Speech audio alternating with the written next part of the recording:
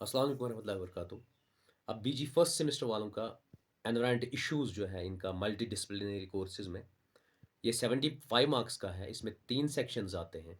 Section A, section B, section C. Section A में short answer होते हैं, जो आपको 20 से 30 वर्ड्स लिखना होता है। हर एक क्वेश्चन का 1.5 मार्क्स होता है, 12 मार्क्स हो गए। उसके बाद सेक्शन बी जो है, वो आप लोगों का 7.5 मार्क्स का लिखना होता है। मतलब 7.5 मार्क्स हर एक क्वेश्चन के होते हैं। वो आप लोगों को सवा सौ से 150 वर्ड्स लिखने होते हैं। अगर आपके 4 डायग्राम होते हैं तो 50 वर्ड आप कम कर लीजिए। उसके बाद सेक्शन सी जो है, वो लॉन्ग आंसर है। 300 से 350 400 तक आप वर्ड लिख सकते हो। उसमें आपको सिर्फ 4 में से 2 ही क्वेश्चन करने होते हैं। और जब भी आप स्टार्ट करेंगे सेक्शन ए, सेक्शन बी और सी में जब भी आप क्वेश्चन आंसर लिखेंगे तो नए पेज से फॉर एग्जांपल क्वेश्चन एक खत्म हो जाता है पेज के आधे हिस्से में, वो वही छोड़ दीजिए जो उसका दूसरा क्वेश्चन होगा, फिर नए पेज से स्टार्ट कर लीजिए। क्योंकि कभी कभार इवॉल्वेटर स्किप कर जाता है, ये उसको नहीं दिखता है, उसको लगता है ये कंटिन्यू है, इसलिए आपके कम मार्क्स उससे भी हो जाते हैं। या क्वेश्चन नंबर आप क्लीनली लिख लीजिए वहाँ, और हर एक मीडियम और लॉन्ग आंसर में आपको 3 पार्ट्स लिखने होते हैं। नंबर फर्स्ट इंट्रोडक्शन, बॉडी और कंक्लूजन। कंक्लूजन और इंट्रोडक्शन की हेडिंग डाला कीजिए। फिर कम से कम कंक्लूजन भी कम से कम 4-5 लाइन्स होना चाहिए, इंट्रोडक्शन भी 4-5 लाइन। बाकी बॉडी आती है, और उसी हिसाब से आप हर एक क्वेश्चन सॉल्व कर लीजिए। और जो भी सेक्शन सी होता है उसमें ओपन चॉइस होती है, 4 क्वेश्चंस होते हैं, उसमें सिर्फ 2 करने होते हैं। आप कंफ्यूज हो जाते हो, जल्दी में आप कर लेते हो चारों, इससे आपका टाइम वेस्ट होता है। बाकी आप लोगों से हम्बल रिक्वेस्ट है, इसको सर्कुलेट कर लीजिए ताकि हर स्टूडेंट को यहाँ फ़ायदा हो जाए।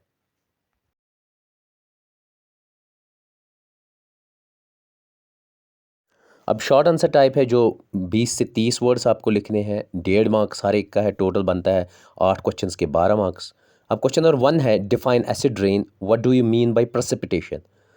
क्वेश्चन नंबर 2 है what are chlorofluorocarbons. Question number 3 है define ozone, name 3 causes responsible for ozone depletion. Question number 4 है what do you mean by environment governance and environment literacy. Question number 5 है define population explosion.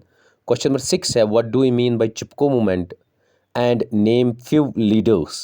Question number 7 है define Narmada बचाओ आंदोलन।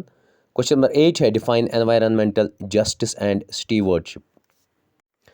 Section B है medium type answer, 125 से लेके 150 words लिखने हैं, और अगर चार्ट डायग्राम आता है तो 50 वर्ड कम हो जाते हैं। 7.5 मार्क्स ईच है। क्वेश्चन नंबर 9 है define global warming, what are the different causes consequences and remedial measures regarding global warming. और है इसका define desertification, causes and remedial measures to control desertification. Question number 10 है what do you mean by biodiversity, how global biodiversity is conserved. Question number इसका आर है elucidate role of NGOs and corporate in environmental decision making. Explain question number 11 explain different constitutional provisions for environmental protection, or define environmentalism, give an account on history and development of environmentalism।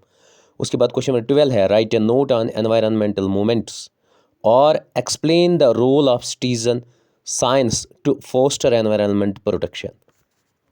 अब है section C, long answer type है, इसमें 350 से 400 words लिखने हैं, और 4 question में आपको सिर्फ 2 ही करने हैं। क्वेश्चन नंबर 13 है right an account on environmental governance eight global level. Question number 14 है इल्यूसिडेट national environmental policy 2006। Question number 15 है explain with example is ecological footprints and sustainability. Question number 16 है write A detail account on sustainable development. और humble request आप सबों से please इसको further share कर लीजिए ताकि बाकी लोगों को भी इसका फ़ायदा मिले।